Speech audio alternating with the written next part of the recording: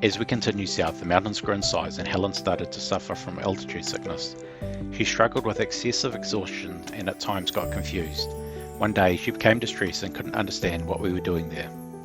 This was concerning, so we made the decision to take the Creede cut-off alternate and avoid some of the highest peaks in the San Juan Mountains. As the name implies, this route takes you directly through the tiny town of Creede. Here we were able to enjoy a warm bed, hot shower and Kip's grill. We were lucky enough to arrive on Friday evening, which is the night on which they offer the all-you-can-eat taco and chicken wings. After enjoying delicious Mexican food, we headed to our accommodation.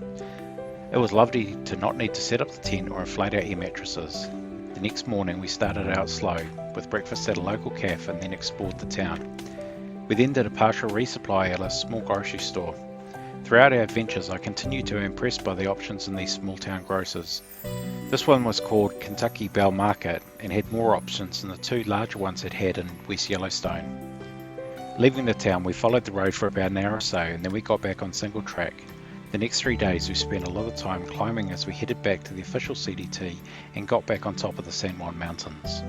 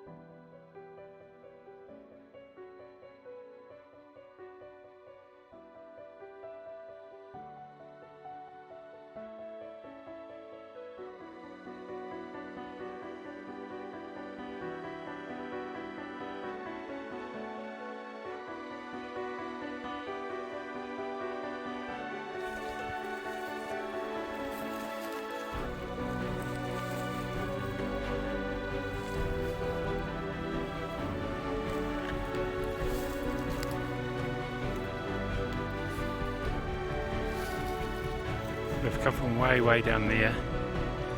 Started there last night, couldn't get all the way, camped halfway, and then we busted our way up here, and it was phenomenally beautiful.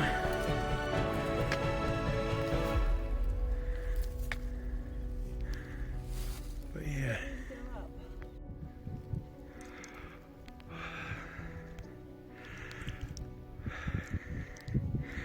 that's where we came from, way down there, and over the skyline there as well. Really beautiful up here. Sun's up, it's nice.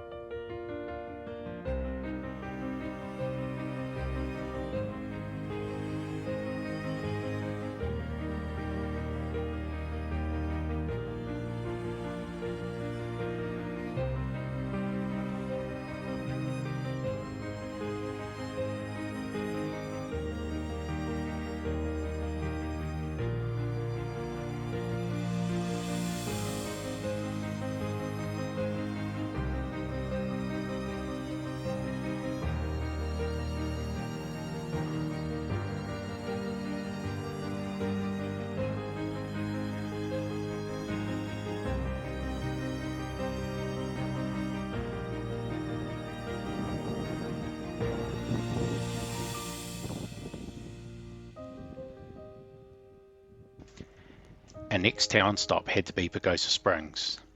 Not only was the next accessible town, but I badly needed new shoes. For several hundred kilometres, I'd been using tape and glue to hold them together. Trail notes indicated that Pagosa Springs had a good outfitter called Ski and Bow Rag that carried ultra trail runners. They also give CDT hikers a 10% discount. We really enjoyed this section between Creede and Pagosa Springs. Every climb was challenging, but at the tops you are rewarded with endless views of beautiful rugged mountains. To get to Pagosa Springs, you need to hitch a ride from Wolf Creek Pass. This is a hitch of 37 kilometres, and for some it proved to be difficult. Thankfully, we had the exact opposite experience. We'd barely got to the road and put our thumb out when we were offered a ride by a couple from Oregon. We really enjoyed travelling with them, and they dropped us directly at Walmart. We had found eating out to be rather expensive, so if Walmart was available, we would buy food there and cook it ourselves to keep costs down. Pagosa Springs is ridiculously spread out and expensive. Luckily, the bus service is reliable, and we used it to get about. Unfortunately, we did not get the time to enjoy the natural hot pools before we had to move on.